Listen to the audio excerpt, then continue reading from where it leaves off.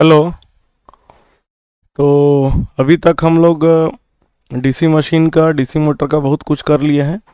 ठीक है, DC generator basically अभी तक हम लोग पढ़े हैं। डीसी जनरेटर के कैरेक्टरिस्टिक्स को लास्ट क्लास में हमने देखा था। आज हम लोग क्या करेंगे, आज हम लोग कैरेक्टरिस्टिक्स ऑफ शंट जनरेटर देखेंगे। शंट जनरेटर में कुछ खास रहता है जो काफ़ी पूछा जाता है कि शंट जनरेटर कौन से कंडीशन पे वोल्टेज बिल्डअप करता है।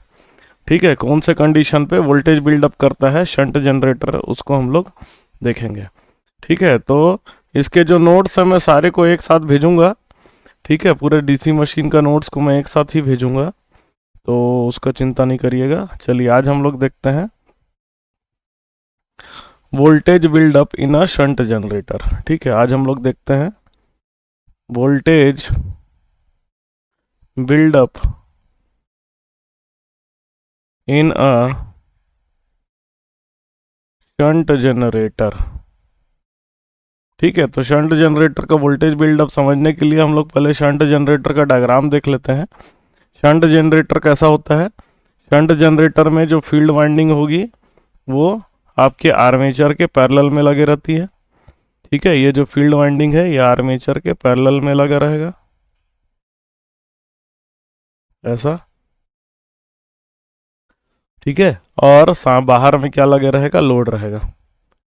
ठीक है, बाहर में क्या लगा रहेगा, लोड लगा रहेगा। अब हम लोग इसमें देख चुके हैं कि जो आर्मेचर करंट है, armature current is equal to field current plus load current. Armature current जो होता है ये क्या होता है, field current plus load current के बराबर होता है। ठीक है, दूसरा चीज हम लोगों ने देखा है कि आर एफ जो होता है वो we T upon R F होता है। वी टी क्या हो गया, टर्मिनल वोल्टेज हमारा हो गया we T upon R F. और वी टी क्या होता है, ई जी माइनस आई ए आर ए होता है। वी टी क्या होता है, ई जी माइनस आई ए आर ए होता है। तो जब तक ई जी नहीं होगा तब तक वी टी नहीं होगा। और ई जी क्या होता है, ई G is equal to K phi omega M होता है। हमने पहले ही देख चुका है, टोटल फॉर्मूला आया था हमारा पी जेड अपॉन टू पाई ए पाई इंटू ओमेगा एम। इसको हम लोग के बोलते थे, के फाई ओमेगा एम। ठीक है, मतलब क्या है कि ई जी तब तक डेवलप नहीं, बिल्डअप नहीं होगा। E G is zero when flux is zero. ठीक है, ईजी जो है जनरेटेड ईएमएफ क्या है, जीरो होगा जब फ्लक्स जीरो होगा। और दूसरा चीज क्या है, E G is zero when omega M is equal to zero. मतलब mechanical radian, angular speed in radian. Omega M क्या चीज है हमारा, ओमेगा एम हमारा है एंगुलर स्पीड इन रेडियन। ठीक है, ओमेगा एम क्या है, एंगुलर स्पीड इन रेडियन। ठीक है, एंगुलर स्पीड होता है रेडियन में। ठीक है, तीसरा चीज हम लोग देखे हैं। ठीक है, तो ये हमारा हो गया। तो हम लोग का कंडीशन क्या क्या आ जाएगा, what are the various condition, voltage buildup के लिए क्या क्या कंडीशन का रिक्वायरमेंट है। ठीक है, दूसरा चीज हम लोगों ने लास्ट क्लास में हम लोगों ने एक और कैरेक्टरिस्टिक्स देखा था जिसको हम लोग बोलते हैं एक्सटर्नल कैरेक्टरिस्टिक्स। ठीक है, जिसको हम लोग बोलते हैं सॉरी इंटरनल कैरेक्टरिस्टिक्स बोला जाता है। Induce EMF versus induce EMF versus if का हम लोगों ने ग्राफ बनाया था। तो वो ग्राफ आपका कुछ इस तरह से आया था, नॉन लीनियर ग्राफ आता है कुछ ऐसा। ठीक है, इस तरह से आपका नॉन लीनियर ग्राफ आता है। तो इसका अगर टेंजेंट लेते हैं, टेंजेंट इस लाइन का अगर मैं टेंजेंट लेता हूं, ये टेंजेंट लाइन है। ठीक है, यहां पर क्या है आपका इंड्यूस ईएमएफ है ई जी वर्सेस फ्रीक्वेंसी का हम लोग आई एफ का ग्राफ बनाते हैं। तो टेंजेंट लाइन बना देते हैं। ठीक है, देखिए voltage by current E G by I F अगर देखेंगे, ई जी बाई आई एफ कौन से पॉइंट पे, इस पॉइंट पे देखते हैं।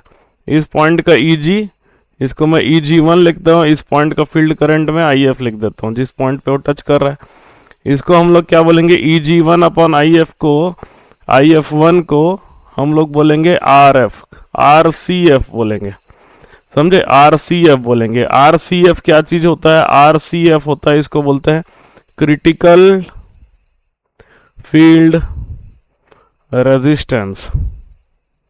ठीक है, ये क्या होता है? Critical field resistance. उसके अलावा और बाकी कर्व देख लेते हैं, तो वो कर्व आपका इस तरह से आएगा। मान लीजिए दूसरे रेजिस्टेंस की बात करता हूं, जो सीकेंड कर्व है। सीकेंड कर्व मतलब जो दो पॉइंट को पास कर रहा है। तो आप देखेंगे कि ये सबका रेजिस्टेंस की वैल्यू क्या होगा? रेजिस्टेंस की वैल्यू कम होती है। ठीक है, जैसे एंगल स्लोप अगर बढ़ गया तो tan थीटा बढ़ जाता है, tan थीटा बढ़ जाता है मतलब रेजिस्टेंस बढ़ जाता है। Slope of this curve is critical field is field resistance. तो अब कुछ कंडीशंस है, जो कंडीशंस आपको याद रखना पड़ेगा। Conditions for voltage buildup. Voltage buildup होने के लिए क्या क्या कंडीशंस का रिक्वायरमेंट है? ठीक है, कंडीशंस फॉर वोल्टेज बिल्डअप अगर देख लेते हैं क्या क्या कंडीशंस की रिक्वायरमेंट है, तो सबसे पहला कंडीशंस आपका है there must be some residual flux. There must be some residual flux. कुछ ना कुछ रेसिडुअल फ्लक्स होना चाहिए। ठीक है, क्यों? क्योंकि रेसिडुअल फ्लक्स अगर नहीं होगा तो ईजी नहीं बनेगा, ईजी नहीं बनेगा तो आईए नहीं होगा, आईए नहीं होगा तो फ्लक्स और नहीं बढ़ेगा। दूसरा क्या है? The field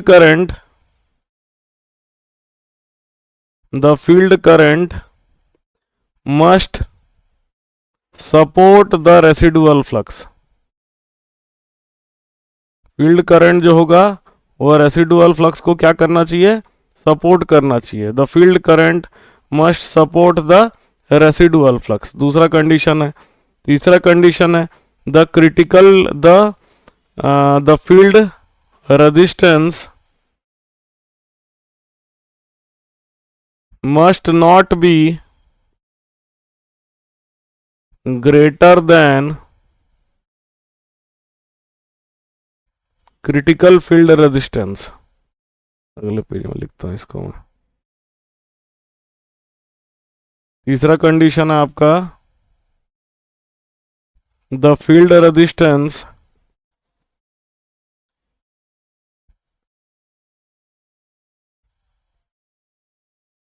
must not be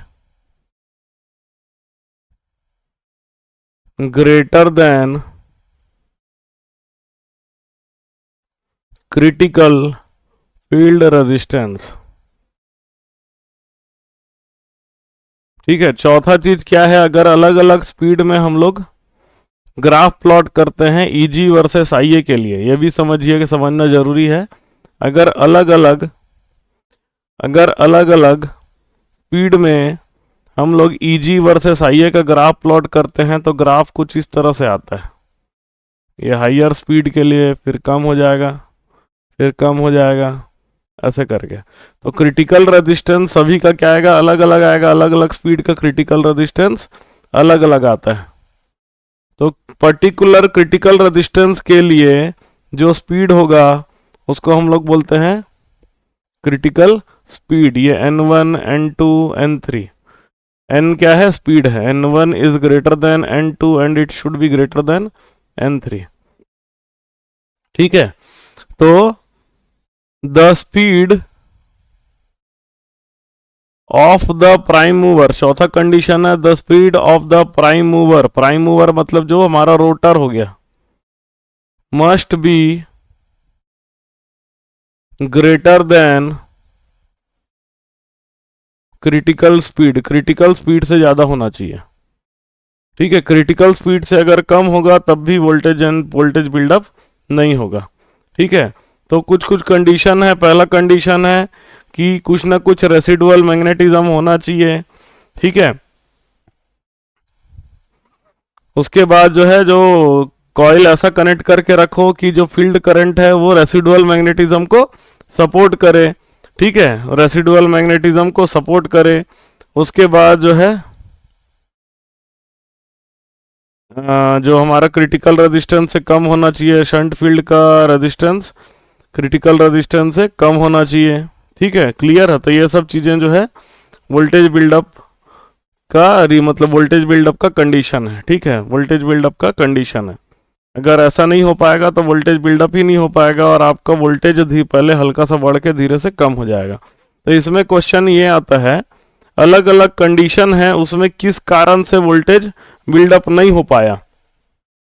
ठीक है, अलग अलग कंडीशन है, इसमें किस कारण से वोल्टेज बिल्डअप नहीं हो पाया। ठीक है, पहला कंडीशन है if voltage buildup does not start at all। ठीक है, वोल्टेज आपका बिल्डअप हो ही नहीं पा रहा है, आप उसके स्पीड को बढ़ाते जा रहे हो, बढ़ाते जा रहे हो, बढ़ाते जा रहे हो, लेकिन ईजी जीरो आ रहा है। हमेशा आपका ईजी क्या आ रहा है? जीरो आ रहा है। शुरू से ही आपका ईजी क्या आ रहा है? जीरो आ रहा है। तो उसका रीजन क्या होगा? उसका रीजन होगा residual flux is zero. Residual flux क्या है? जीरो है। समझे? तो आपका वोल्टेज बिल्डअप हो ही नहीं पा रहा है। ठीक है, रेसिडुअल फ्लक्स जीरो है, तब भी आपका वोल्टेज बिल्डअप नहीं हो पाएगा। बात समझ में आई? रेसिडुअल फ्लक्स जीरो होने के कारण से वोल्टेज बिल्डअप नहीं हो पा रहा है। दूसरा है कंडीशन ये आ रहा है कि if there is voltage buildup at start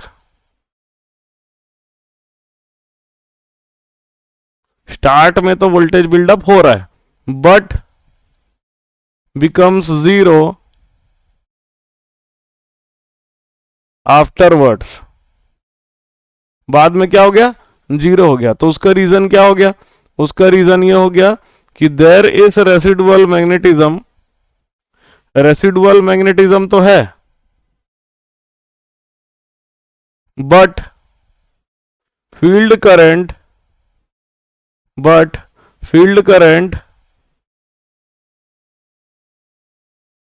is not supporting residual magnetism. Field current जो होता है उल्टा मैग्नेटिज्म प्रोड्यूस कर रहा है। ठीक है, सपोर्टिंग मैग्नेटिज्म प्रोड्यूस नहीं कर रहा, उल्टा मैग्नेटिज्म प्रोड्यूस कर रहा है। तब भी वोल्टेज बिल्डअप नहीं होगा, मतलब स्टार्ट होगा लेकिन बाद में नहीं हो पाएगा। If there is voltage buildup at start but voltage is not increasing। शुरू में वोल्टेज आपका आ रहा है लेकिन बाद में आपका वोल्टेज बढ़ नहीं रहा, बाद में आपका वोल्टेज बढ़ नहीं रहा। ठीक है, तो उसका दो रीजन हो सकता है, उसका दो रीजन हो सकता है। एक रीजन ये होगा कि R F is greater than R C F, critical field resistance से आपका फील्ड रेजिस्टेंस ज्यादा है। दूसरा ये रीजन हो सकता है कि आपका जो स्पीड है N is less than critical speed, critical speed से कम होना चाहिए, कम हो गया होगा इसी कारण से। तो आप या तो स्पीड बढ़ाइए या फील्ड रेजिस्टेंस को कम करिए, दोनों कंडीशन पे आपका प्रॉब्लम सॉल्व हो जाएगा। ठीक है, तो ये सब कुछ कंडीशन है। वोल्टेज बिल्डअप का क्वेश्चन काफी पूछा जाता है, तो इसको याद रखिएगा।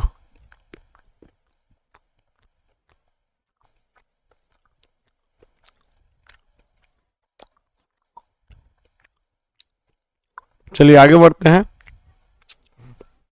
आगे हम लोग डीसी मोटर में आते हैं।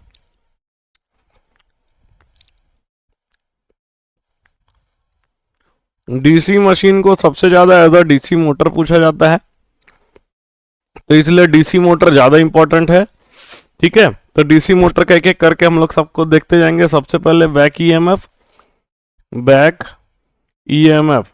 ठीक है, डीसी कोई भी मशीन मोटर की तरह चलता है तो उसमें जनरेटर एक्शन भी होता है, और कोई भी मशीन जनरेटर की तरह चलता है तो उसमें मोटर एक्शन भी होता है, ये याद रखिएगा। कोई भी मशीन जब जनरेटर की तरह चलता है तो उसमें मोटर एक्शन होता है। ठीक है, और कोई भी मशीन जब मोटर की तरह चलता है तो उसमें जनरेटर एक्शन भी होता है। ठीक है, तो दोनों आपको याद रखना है कि any machine will be like motor, will run like motor, और कोई भी मशीन जो है वो जनरेटर की तरह भी चल सकता है। ठीक है, तो हम लोग देखते हैं बैक ईएमएफ। बैक ईएमएफ जो होता है EMF generated at armature, EMF generated at armature due to motor action. Motor action होने के कारण से ईएमएफ जनरेट होता है, उसको हम लोग क्या बोलते हैं, बैक ईएमएफ बोलते हैं। तो बैक ईएमएफ का भी फॉर्मूला क्या हो जाएगा, वही आ जाएगा के फाई ओमेगा एम। यहाँ पर के क्या चीज है, के हमारा है पी जेड अपॉन 2 पाई ए के बराबर है। पी क्या होता है, पी है नंबर ऑफ पोल्स, पी क्या होता है, नंबर ऑफ पोल्स। जेड क्या होता है, total number of armature conductors, total number of armature conductor. A क्या चीज होता है, ए होता है number of parallel path,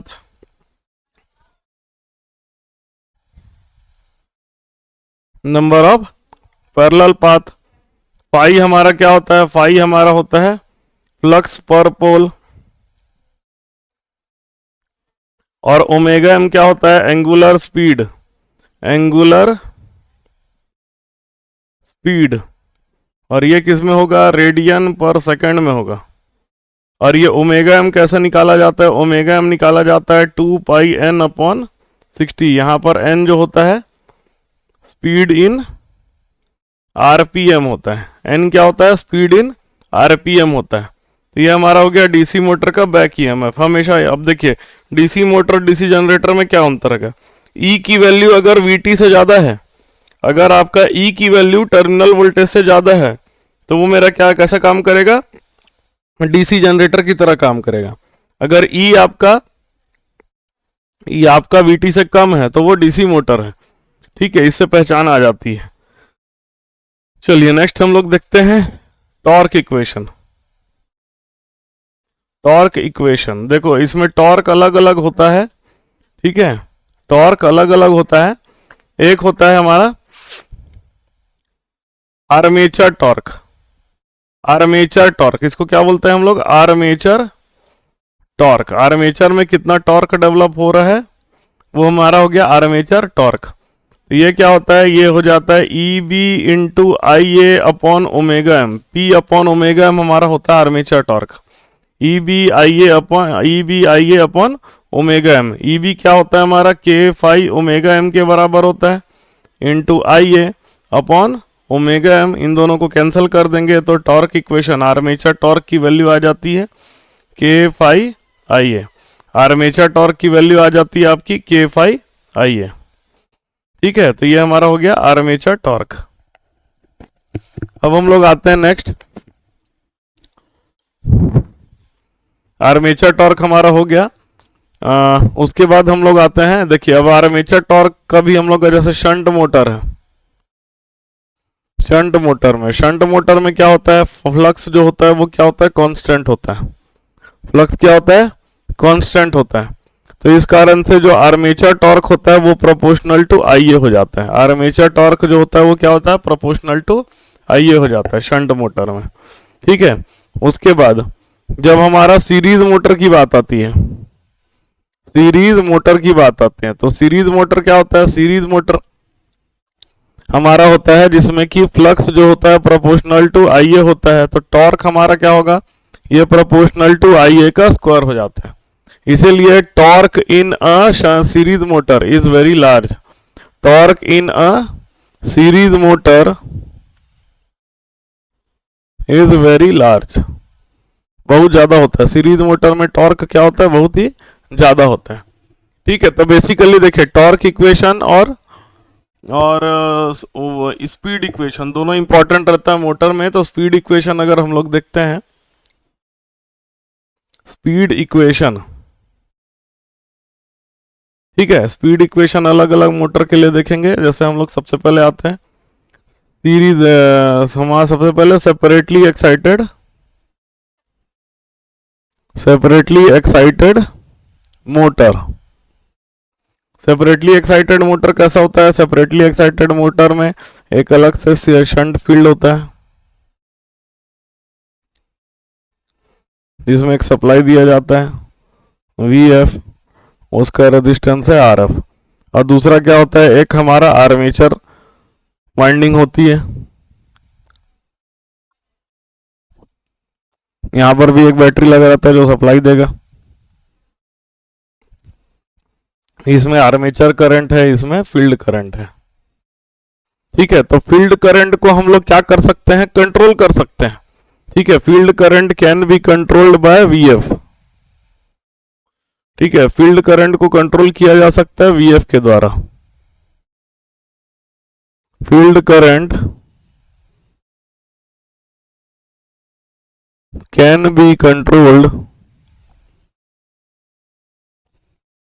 by changing VF। VF को चेंज करके हम लोग कर सकते हैं।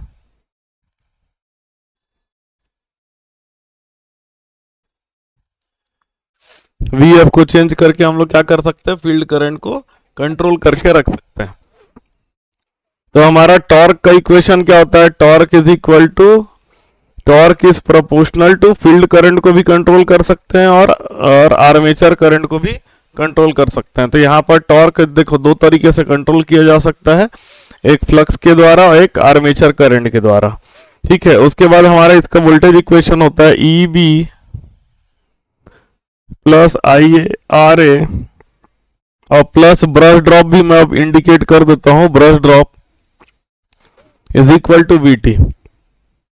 ठीक है, तो EB इक्वल टू लिखा जा सकता है VT minus IARA minus brush drop. EB हमारा क्या होता है? EB हमारा होता है K phi omega M is equal to VT minus IARA minus brush drop. तो ओमेगा M आपका कितना आ जाएगा? VT minus IARA minus brush drop upon K phi। क्या देखने को समझ में आ रहा है कि ओमेगा M जो होता है, जो आपकी स्पीड है, ठीक है, डिपेंड्स ऑन, किसके किसके ऊपर डिपेंड करती है? पहला, टर्मिनल वोल्टेज पे डिपेंड करता है। दूसरा, आपका रेजिस्टेंस के ऊपर भी डिपेंड करता है। ठीक है, RA के ऊपर डिपेंड करता है। ठीक है, तीसरा चीज आपका किसके ऊपर डिपेंड करता है? फ्लक्स के ऊपर डिपेंड करता है। ठीक है, चौथा, हम लोग करंट नहीं लिख सकते। करंट इसलिए नहीं लिख सकते क्योंकि करंट जो है लोड पे डिपेंडेंट होता है। ठीक है, करंट लोड पे डिपेंडेंट होता है, लोड आप जितना लगाओगे उसके हिसाब से आपका करंट रहेगा। ठीक है, तो इसलिए करंट नहीं लिख सकते। तो ये तीन चीजों को हम कंट्रोल कर सकते हैं। VT को कंट्रोल कर सकते हैं, RA को, उसे सीरीज में रेजिस्टेंस लगा दो तो कर सकते हैं। फ्लक्स को कंट्रोल कर सकते हैं, VT चेंज करके, या आप RF चेंज करके आप उसको चेंज कर सकते हो। ठीक है, अब देखो VT अगर बढ़ेगा, VT अगर इंक्रीज होगा तो आपका ओमेगा M की वैल्यू भी इंक्रीज होगी। ओमेगा M क्या चीज है? स्पीड है। दूसरा चीज, अगर RA इंक्रीज होगा तो ओमेगा M की वैल्यू डिक्रीज हो जाएगी। RA बढ़ने से ओमेगा M की वैल्यू डिक्रीज हो जाती है। RA कैसे बढ़ाया जाता है? If series resistance is added with armature, armature के साथ सीरीज रेजिस्टेंस ऐड कर दिए। ठीक है, आर्मेचर के साथ सीरीज रेजिस्टेंस आपने ऐड कर दिया, देन इट विल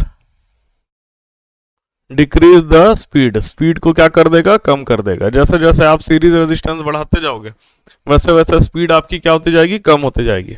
ठीक है, it will decrease the speed.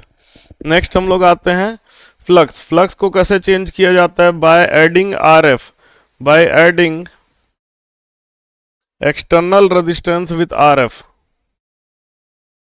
External resistance with RF। RF के साथ आप एक्सटर्नल रेजिस्टेंस बढ़ाओगे तो RF के बढ़ने से फील्ड करंट आपका कम हो जाएगा। फील्ड करंट आपका कम हो जाएगा तो साथ साथ फ्लक्स भी कम हो जाएगा, और फ्लक्स कम होने के कारण से आपका ओमेगा M की वैल्यू बढ़ जाती है। तो अगर सेटअप देखें कि सेटअप क्या क्या किया जा सकता है, तो एक रेजिस्टेंस आप ऐड कर सकते हो फील्ड के साथ, फील्ड के साथ एक वेरिएबल रेजिस्टेंस आप ऐड कर सकते हो। इसको मैं variable field resistance R F V लिख देता हूँ, वेरिएबल फील्ड रेजिस्टेंस कह देता हूँ। ये तो आर एफ आपका जो फील्ड कॉइल है उसका रेजिस्टेंस है, साथ में बैटरी लगा दिया आपने। फिर आपका आर्मेचर के साथ भी हम क्या करते हैं, एक आर्मेचर के साथ भी सीरीज रेजिस्टेंस लगा देते हैं, वेरिएबल सीरीज रेजिस्टेंस आर्मेचर के साथ।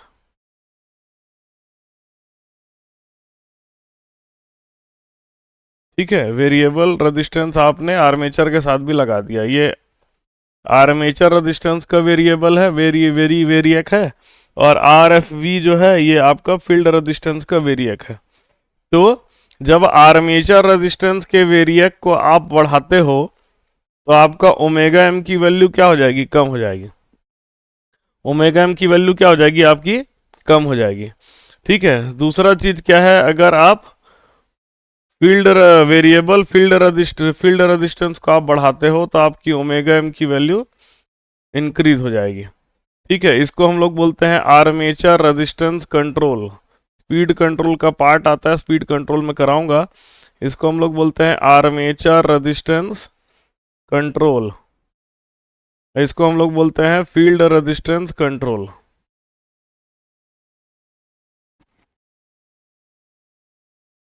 टॉर्क और स्पीड को आप एक जैसा मत बना दीजिएगा। टॉर्क अलग चीज है, स्पीड अलग चीज है। टॉर्क जो होता है आर्मेचर करंट के बढ़ने से टॉर्क बढ़ जाता है लेकिन स्पीड कम हो जाती है। ठीक है, आर्मेचर करंट के बढ़ने से टॉर्क बढ़ जाता है लेकिन स्पीड की वैल्यू क्या हो जाती है, कम हो जाती है।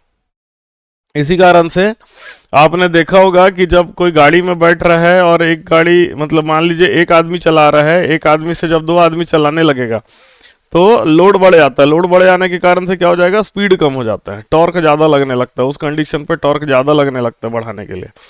तो यही है कुछ कुछ कंडीशन है। ठीक है, तो ये हम लोग क्लियर हो गए।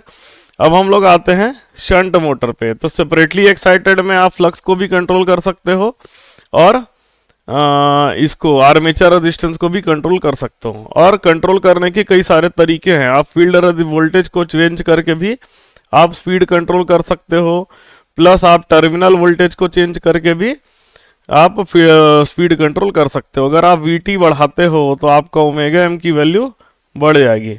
वीएफ को बढ़ाते हो तो आपका ओमेगा एम की वैल्यू कम हो जाएगी। ठीक है, वीएफ के बढ़ने से फ्लक्स बढ़ जाएगा, फ्लक्स बढ़ेगा तो आपका ओमेगा एम कम हो जाएगा। तो दोनों चीजों में अंतर है। बात समझ में आ रही, दोनों चीजों में अंतर है। वीटी बढ़ाने से आपका ओमेगा एम की वैल्यू बढ़ जाती है लेकिन वीएफ बढ़ाने से ओमेगा एम की वैल्यू रिड्यूस हो जाती है। तो कई सारे तरीके हो जाते हैं। आप सेपरेटली एक्साइटेड में कई अलग अलग मेथड से स्पीड कंट्रोल कर सकते हो। वो जो है ऑप्शंस आपके पास, जो शंट मोटर होता है उसमें आपके ऑप्शंस कम हो जाएंगे। सेपरेटली एक्साइटेड में आपके पास बहुत सारे ऑप्शंस हैं, क्योंकि यहाँ पर आप शंट फील्ड वाइंडिंग और सीरीज आर्मेचर को और शंट फील्ड वाइंडिंग और आर्मेचर को और फील्ड वाइंडिंग दोनों को क्या कर रहे हो, अलग अलग सप्लाई दे रहे हैं। ठीक है, आर्मेचर को और शंट को, दोनों को, जो फील्ड वाइंडिंग को अलग अलग सप्लाई दे रहे हैं। इसलिए आपके पास बहुत सारे ऑप्शन है स्पीड कंट्रोल करने के लिए। आप रेजिस्टेंस, आर्मेचर रेजिस्टेंस बढ़ा दीजिए, स्पीड कंट्रोल हो जाएगा। आप फील्ड रेजिस्टेंस को बढ़ा सकते हैं, कम कर सकते हैं स्पीड कंट्रोल करने के लिए। आप टर्मिनल वोल्टेज को बढ़ा कम कर सकते हैं स्पीड कंट्रोल करने के लिए। प्लस आप फील्ड वोल्टेज को भी बढ़ा सकते हैं, कम कर सकते हैं स्पीड कंट्रोल करने के लिए। तो चार चीजें हैं। How to do speed control in separately excited. तो speed control in separately excited, speed control in separately excited motor. Separately excited motor में कैसे स्पीड कंट्रोल करोगे? पहला चीज क्या हो गया, बाय चेंजिंग आर ए।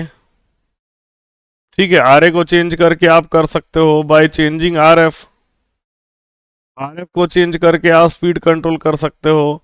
तीसरा बाय चेंजिंग वीटी। ठीक है, आप वीटी को चेंज करके स्पीड कंट्रोल कर सकते हो। चौथा बाय चेंजिंग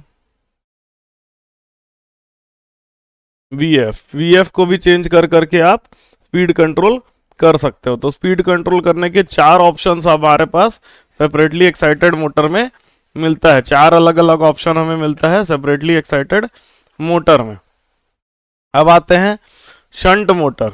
नेक्स्ट हमारा हेडिंग है शंट मोटर।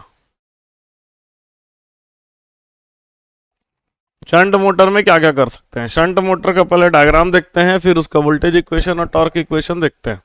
तो शंट मोटर का डायग्राम आपका ऐसा है, ठीक है। एक शंट फील्ड वाइंडिंग होती है, एक शंट फील्ड वाइंडिंग होती है, एक आर्मेचर वाइंडिंग होती है।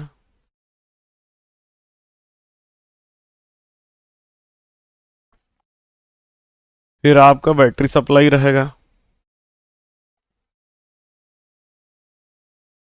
ठीक है।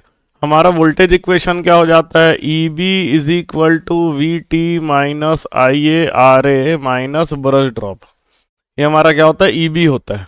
ई बी हमारा क्या होता है, के फाई ओमेगा एम, ये आपका वी टी है, ये आपका आर एफ है, ठीक है। ये आपका क्या है, ई बी है, यहाँ का वोल्टेज है ई बी, और आर्मेचर का रेजिस्टेंस है आर ए।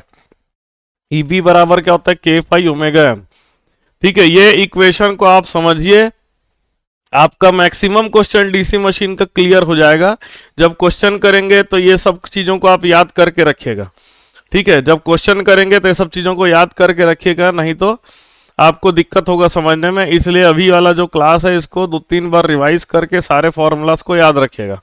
के phi omega M is equal to V T minus I A R A minus brush drop.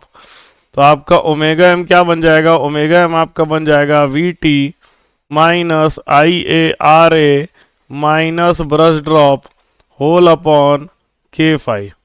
ये आपका ओमेगा एम वैल्यू आ जाएगा। अब देखिए यहाँ पर प्रॉब्लम क्या है, प्रॉब्लम ये है कि फ्लक्स फील्ड आर एफ जो होता है, सॉरी फ्लक्स जो होता है वो क्या होता है, V T upon R F.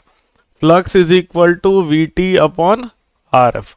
अब देखिए स्पीड में अगर हम लोग देखें, वी टी के बढ़ने से स्पीड बढ़ना चाहिए, ठीक है। By increasing we T speed should increase plus, लेकिन वी टी बढ़ने से फ्लक्स भी आपका कम हो जाए, फ्लक्स भी बढ़ जाएगा। तो इसलिए वी टी के बढ़ने से स्पीड में कोई चेंज नहीं होता, वीटी चेंज होने से स्पीड में कोई चेंज नहीं होता। वोल्टेज आप बढ़ा दोगे तो भी स्पीड में कोई चेंज नहीं होता है।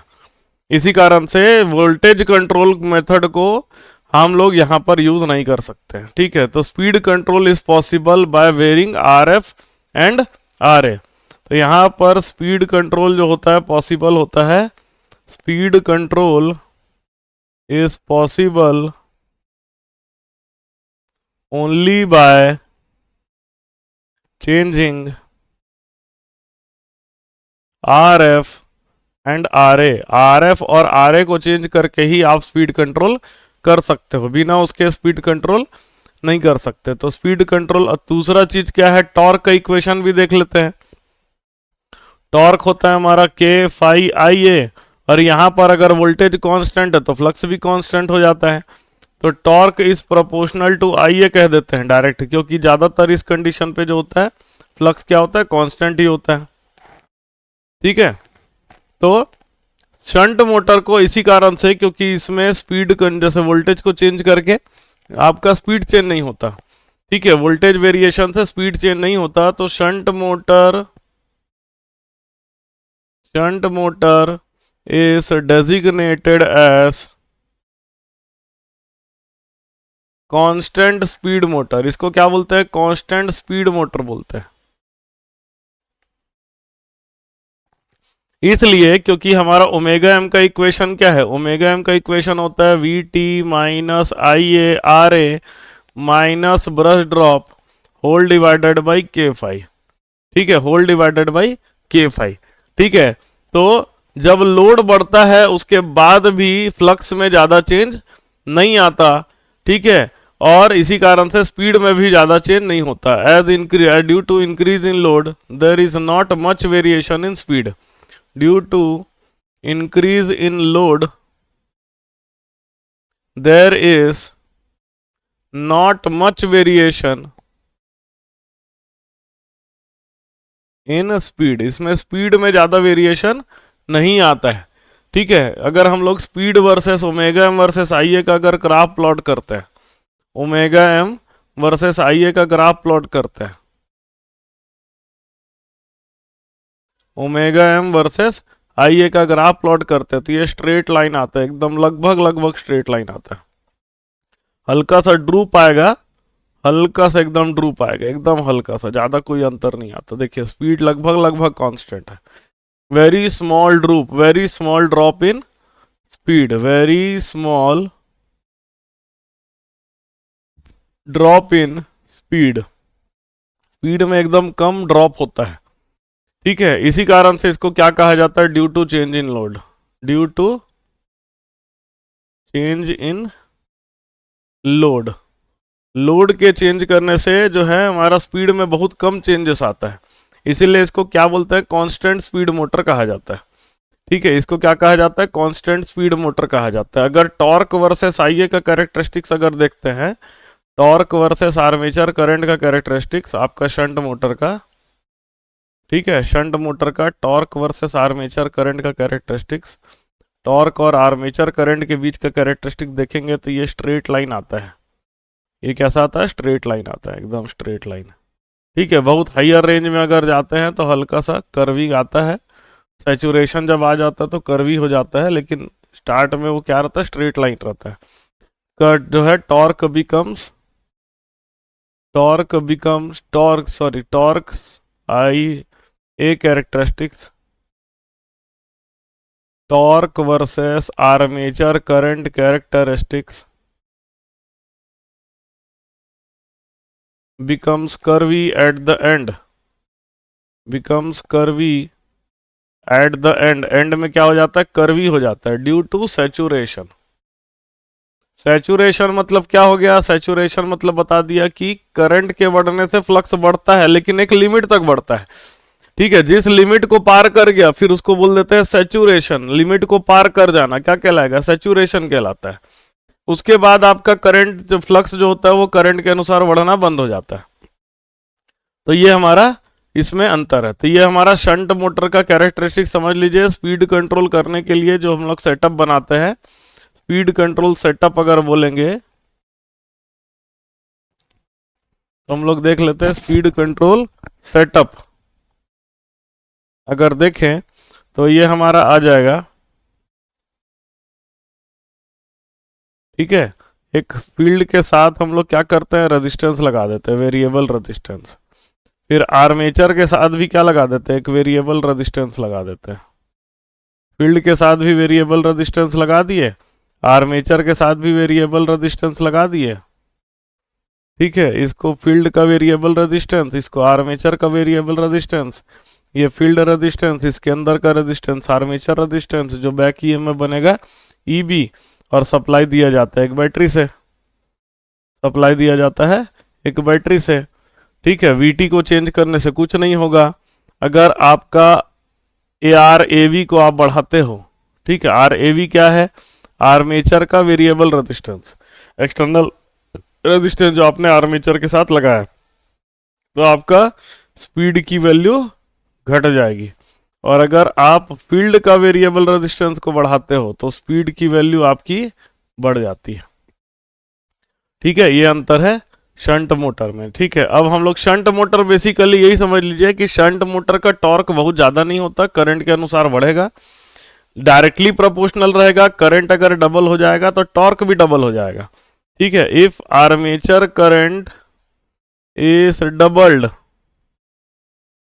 Then armature torque is also doubled, ये भी क्या हो जाएगा, डबल हो जाएगा। अगर आर्मेचर करंट आपका डबल होता है तो आर्मेचर टॉर्क भी डबल हो जाएगा। ठीक है, तो ये हमारा स्पीड मतलब टॉर्क है ठीक ठाक है, लेकिन बहुत ज्यादा नहीं चेंज होगा करंट के बढ़ने से, लोड बढ़ने से। लोड क्यों बढ़ता है, लोड बढ़ता है तो करंट बढ़ता है, करंट बढ़ने से फिर आपका टॉर्क जैसा डबल अगर करंट होगा तो टॉर्क भी आपका डबल हो जाएगा। ये हमारा इसका हिसाब है, speed control of shunt motor. ठीक है, शंट मोटर का ये हिसाब है। अब हम लोग आते हैं सीरीज मोटर पे।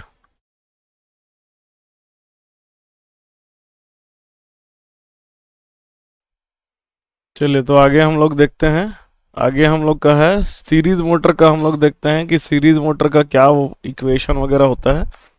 सीरीज मोटर को अगर देखेंगे तो टॉर्क का इक्वेशन होता है मेरा के फाई आई ए, और जो फ्लक्स होता है ये प्रोपोर्शनल टू आर्मेचर करंट होता है। इस कारण से जो आर्मेचर टॉर्क होगा ये क्या हो जाएगा, आई ए का स्क्वायर हो जाएगा। तो इसलिए हाई टॉर्क इज ऑब्टेन्ड इस कारण से, क्योंकि करंट, आर्मेचर करंट जो होता है, देखिए ये भी समझिए कि आर्मेचर करंट जो होगा वो क्या होगा, स्टार्ट में ज्यादा होता है। जब आप किसी भी मोटर को चालू करते हो लोड के साथ में तो आर्मेचर करंट ज्यादा होगा, और रनिंग कंडीशन में आर्मेचर करंट कम होगा।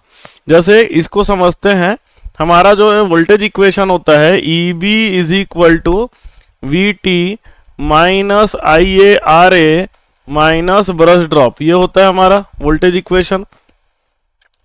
तो अगर मैं करंट का इक्वेशन देखूं, आई ए किसके बराबर होगा, आई ए की वैल्यू हो जाएगी V T minus E B minus brush drop whole divided by आपका आर ए।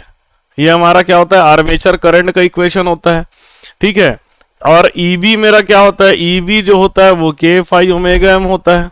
तो at omega M equal to zero, जब आपका जीरो स्पीड है तो आपका ई बी कितना होगा, ई बी भी जीरो होगा। तो उस कंडीशन पे आर्मेचर करंट कितना होगा, V T minus V B D brush drop whole divided by R A, ठीक है। ये brush drop whole divided by R A, brush drop भी उसमें नेग्लिजिबल ही आता है, क्योंकि ब्रश ड्रॉप जो है स्पीड पे डिपेंड करता है। स्पीड नहीं रहेगा तो ब्रश ड्रॉप भी जीरो होगा। तो आपका स्टार्टिंग में आर्मेचर करंट क्या होता है, समझ लीजिए we T upon R A के बराबर होता है, ठीक है। तो आर्मेचर करंट एट स्टार्ट में आर्मेचर करंट क्या है, ज्यादा है, स्टार्ट इज लार्ज, ठीक है। और लार्ज करंट के कारण से सीरीज मोटर जो होता है gives high torque eight start. Series motor 10 gives high starting torque, ये क्या करेगा, हमको स्टार्टिंग टॉर्क बहुत ज्यादा देगा, है ना। और टॉर्क की जरूरत है, टॉर्क बेसिकली क्या है, किसी भी चीज को घुमाने के लिए जो ताकत लगता है उसको टॉर्क बोलते हैं, समझे। किसी चीज को चलाने के लिए जो ताकत लगता है उसको फोर्स बोलेंगे, सीधा सीधा चलाने के लिए क्या लगेगा, फोर्स बोलेंगे उसको। किसी चीज को घुमाने के लिए जो ताकत लगता है उसको क्या बोलते हैं, टॉर्क बोलते हैं। तो सीरीज मोटर जो होता है हमको बहुत ज्यादा स्टार्टिंग टॉर्क देता है, ठीक है। तो जहां पर भी आपको लोड ऐसा है जहां स्टार्टिंग टॉर्क ज्यादा जरूरत पड़ेगी, ठीक है, स्टार्टिंग टॉर्क ज्यादा जरूरत पड़ेगी या रनिंग टॉर्क में भी ज्यादा जरूरत पड़ेगी, तो उस कंडीशन पे हम लोग क्या करते हैं, सीरीज मोटर को यूज करते हैं, ठीक है। तो ये हमारा क्या हो गया, सीरीज मोटर का इक्वेशन हो गया, ठीक है। अब हम लोग स्पीड इक्वेशन अगर देख ले, अच्छा, टॉर्क वर्सेस आर्मेचर करंट का ग्राफ कैसे बनेगा, क्योंकि torque is proportional to I A का स्क्वायर है, तो ये रेक्टेंगुलर पैराबोला वाला ग्राफ बनेगा। टॉर्क वर्सेस आर्मेचर करंट का ग्राफ बनाएंगे तो आपका पैराबोला का ग्राफ बनेगा। ये पैराबोला का ग्राफ कुछ इस तरह से बनता है, torque versus armature current. Shunt motor में क्या होता था, टॉर्क वर्सेस आर्मेचर करंट सीधा जाता था। सीरीज मोटर में क्या होगा, torque versus armature current parabola का ग्राफ बनाएगा, ठीक है, पैराबोला जैसा ग्राफ बनेगा। लेकिन जब हाई करंट हो जाता है तो उसके बाद ये स्ट्रेट लाइन टाइप का बन जाता है, ठीक है। हाई करंट में सैचुरेशन आने के बाद स्ट्रेट लाइन बन जाता है। Torque versus armature current is like a parabola at start at unsaturated condition. जब अनसैचुरेटेड कंडीशन है उस कंडीशन पे क्या होगा, टॉर्क वर्सेस आर्मेचर करंट क्या होगा, पैराबोला जैसा रहेगा, and becomes straight line after saturation. Saturation के बाद क्या बन जाएगा, वो स्ट्रेट लाइन बन जाता है। अच्छा, अब इसका वोल्टेज स्पीड इक्वेशन देख लेते हैं। स्पीड इक्वेशन अगर देखेंगे तो हमारा जो EB जो होता है ये किसके बराबर आता है, VT minus IA minus brush drop के बराबर होता है। और EB मेरा क्या होता है, K फाई ओमेगा M होता है। ये हो जाएगा VT minus IA minus brush drop, और ओमेगा M कितना हो जाएगा, VT minus IA minus brush drop upon K into phi. ये हमारा क्या हो जाएगा, ओमेगा M की वैल्यू हो जाएगी, ठीक है। अब ये ओमेगा M का क्या हिसाब है, ओमेगा M जो है, omega M is inversely proportional to K phi आ रहा है, और phi is proportional to armature current आ रहा है। ठीक है, यहां पर IaRa जो है पार्ट, ये वाला जो भाग है ये बहुत कम होगा। IaRa is less as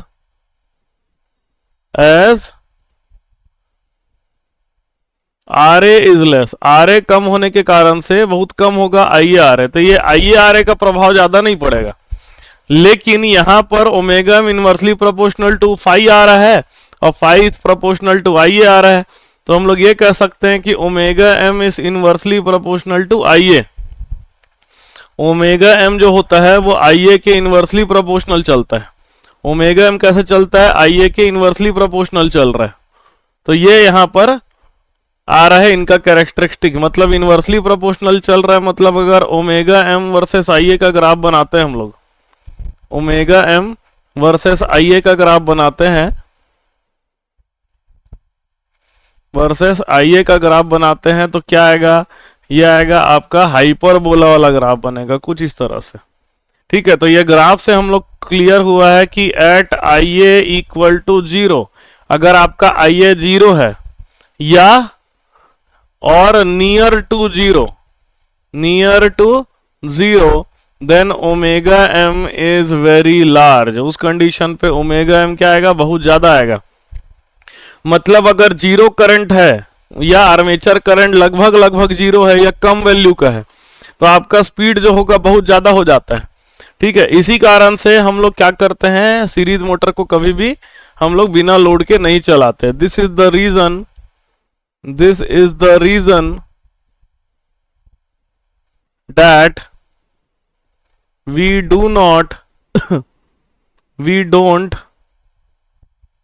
don't run series motor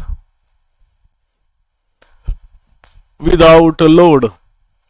load रहेगा तो करंट रहेगा, लोड नहीं रहेगा तो करंट बहुत कम रहेगा, और कम करंट में क्या होगा? सीरीज मोटर एकदम ज्यादा जो है हाई स्पीड में चले जाता है। ठीक है, एकदम ज्यादा डेंजरसली हाई स्पीड में चले जाता है, इसलिए बिना लोड के हम लोग सीरीज मोटर को नहीं चलाते हैं।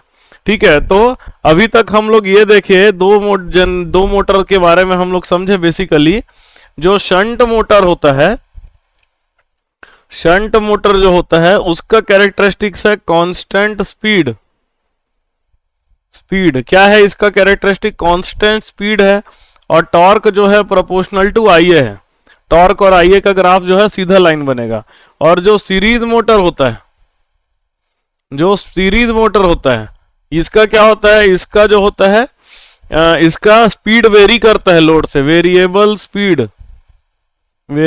स्पीड लोड के अनुसार इसका जो स्पीड है वेरी करता है। ठीक है, और उसके बाद जो है torque is proportional to IA का स्क्वायर। ठीक है, तो हम लोग क्या चाहते हैं कि ऐसा मोटर चाहते हैं जो लोड के अनुसार जो है जिसका स्पीड कांस्टेंट रहे, है ना। हम लोग कैसा मोटर चाहते हैं? लोड के अनुसार जिसका स्पीड कांस्टेंट रहे और जिसका टॉर्क, स्टार्टिंग टॉर्क मेरे को ज्यादा मिले, ऐसा मोटर चाहिए। डिजायरेबल मोटर क्या होगा? डिजायरेबल मोटर क्या होगा? डिजायरेबल मोटर वो होता है जिसका हाई स्टार्टिंग टॉर्क होना चाहिए। हाई स्टार्टिंग टॉर्क, स्टार्ट करते समय उसका टॉर्क ज्यादा होना चाहिए। ठीक है, and not much variation in speed due to changing load अगर चेंज हो रहा है। ठीक है, देखिए जो सीरीज मोटर होता है उसमें थोड़ा भी लोड चेंज होता है तो स्पीड में बहुत अंतर आ जाता है। अगर अचानक से लोड बढ़ जाएगा तो स्पीड आपका काफी कम हो जाएगा, लेकिन जो है शंट मोटर का स्पीड में ज्यादा अंतर नहीं आता है।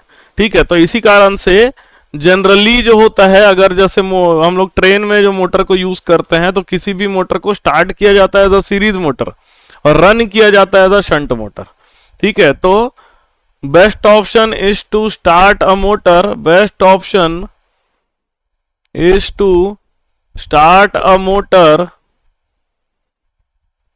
एज सीरीज मोटर को स्टार्ट कैसा करोगे? सीरीज मोटर की तरह स्टार्ट करो। And run motor as a shunt motor, तो दोनों कैरेक्टरिस्टिक्स अगर आपको चाहिए तो आप क्या बना दो, कंपाउंड मोटर बना दो। ठीक है, इसी कारण से हम लोग क्या बना देते हैं, कंपाउंड मोटर बना देते हैं। कंपाउंड मोटर ऑलरेडी मैं आपको बता चुका हूं। कंपाउंड मोटर, दो प्रकार का कंपाउंड मोटर का कनेक्शन होता है। एक होता है लॉन्ग शंट, ये वाला आपका हो गया लॉन्ग शंट, जिसमें सीरीज वाइंडिंग भी है और शंट वाइंडिंग भी होता है दोनों। इसको क्या बोलेंगे हम लोग, लॉन्ग शंट बोलेंगे। ठीक है, और एक होता है शॉर्ट शंट। ठीक है, एक होता है शॉर्ट शंट, ये दोनों। तो लॉन्ग शंट जो होगा उसमें जो सीरीज वाइंडिंग है वो आर्मेचर के साथ रहता है, और शॉर्ट शंट में जो सीरीज वाइंडिंग है वो बैटरी के साथ कनेक्टेड रहता है। ठीक है, लॉन्ग शंट में, अब देखो ये कंपाउंड मोटर हो गया हमारा लॉन्ग शंट वाला, लॉन्ग शंट कंपाउंड मोटर, और ये क्या हो गया, शॉर्ट शंट कंपाउंड मोटर हो गया।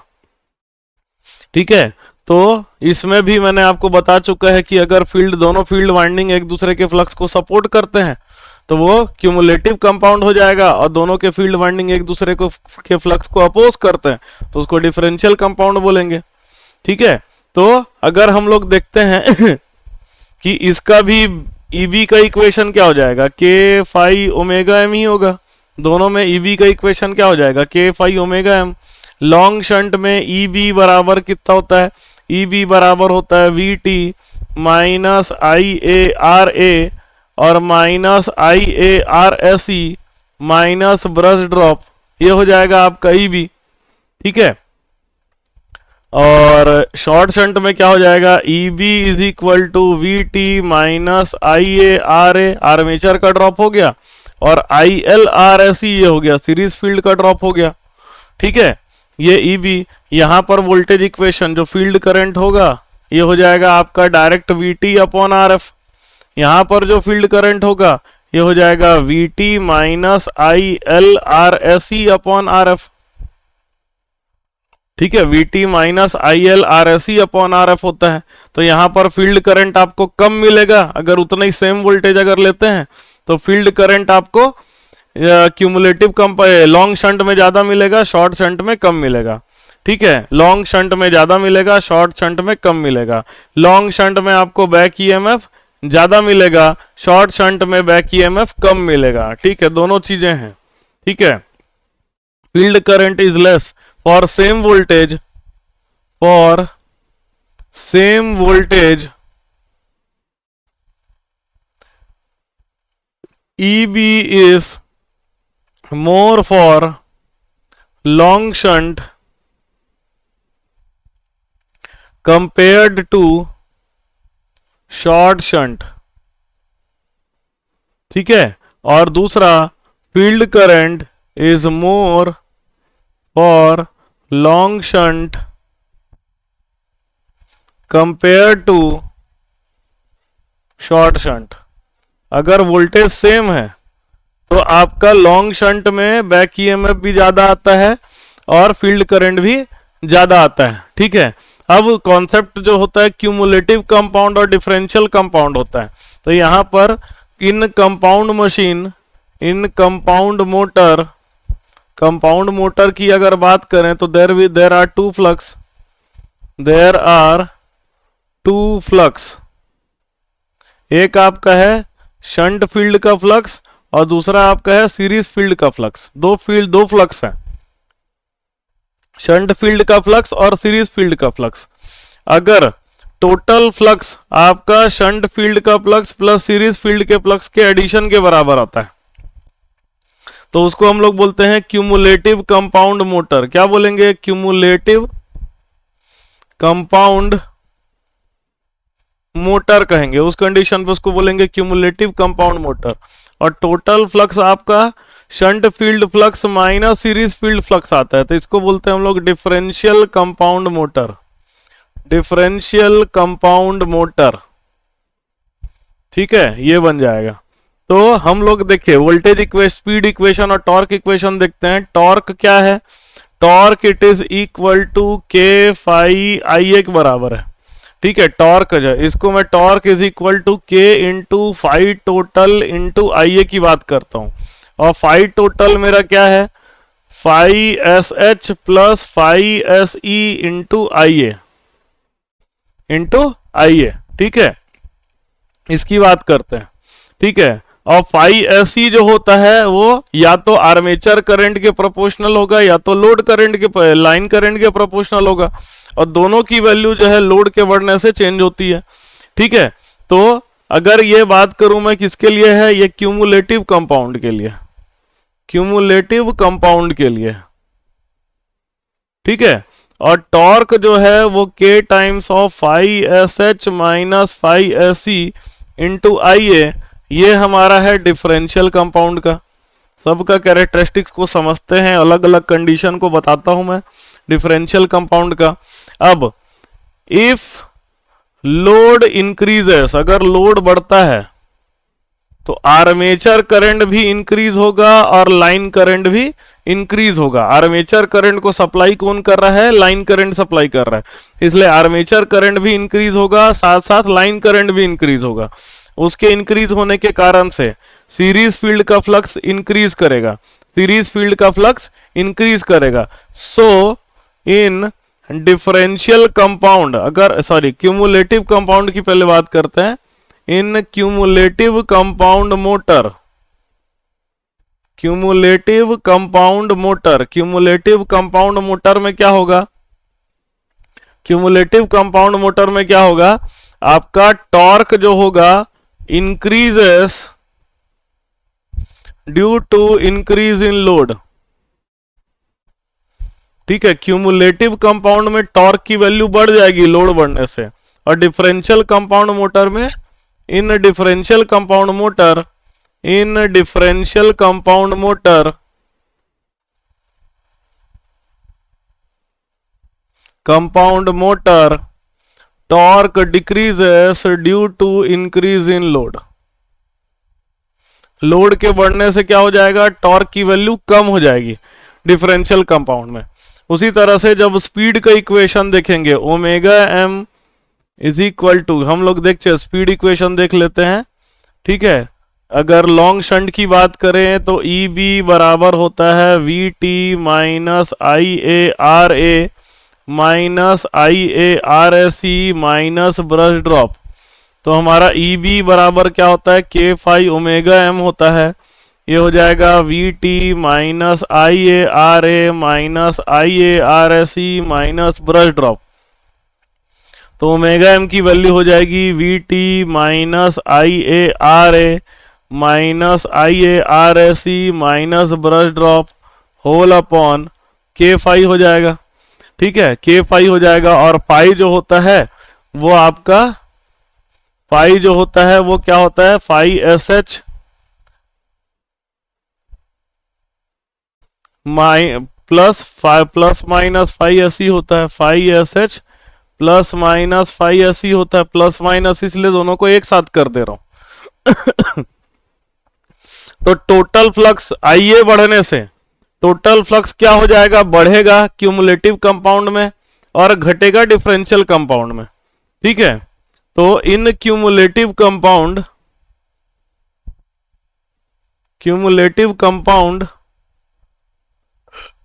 Total flux increases with increase in load. Load बढ़ने से क्या होगा, टोटल फ्लक्स की वैल्यू इंक्रीज होगी, which will cause decrease in speed, which will cause decrease in speed. उसके कारण से स्पीड क्या हो जाएगा, स्पीड आपका घट जाएगा।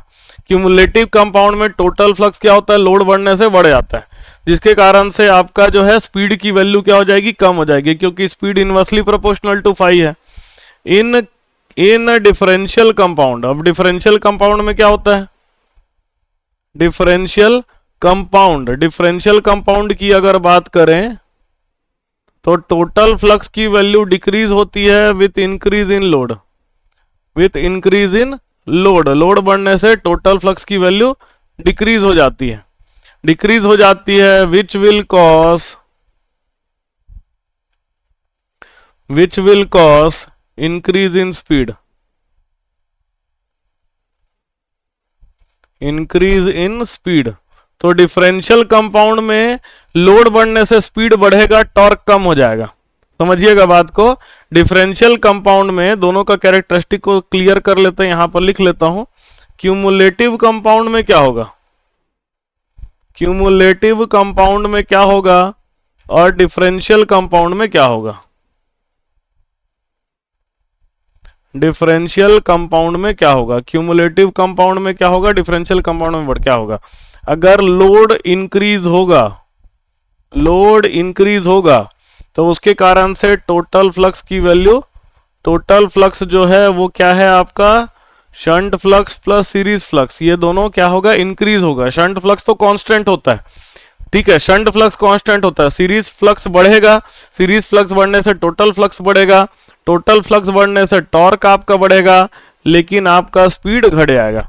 ठीक है, क्यूमुलेटिव डिफरेंशियल कंपाउंड में जब लोड बढ़ता है, लोड बढ़ता है तो टोटल फ्लक्स मेरा क्या है इस कंडीशन पे, shunt flux minus series flux है, तो टोटल फ्लक्स की वैल्यू क्या हो जाएगी, कम हो जाएगी।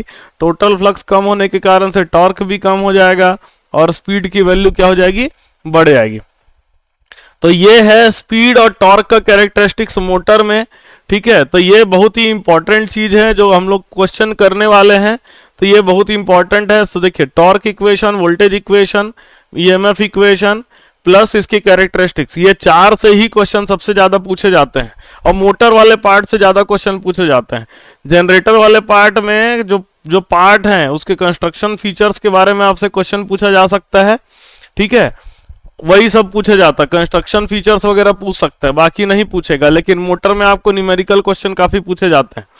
तो हम लोग जो नेक्स्ट क्लास है उसमें हम लोग क्या करेंगे, और जब कुछ पूरा क्वेश्चन सेशन करेंगे नेक्स्ट क्लास में कि डीसी मोटर, डीसी मशीन में कितने अलग अलग तरह से क्वेश्चन आ सकते हैं और उसको कैसे कैसे बनाना है, हम लोग नेक्स्ट क्लास में करेंगे। आज के लिए ही इतना ही करेंगे। Thank you.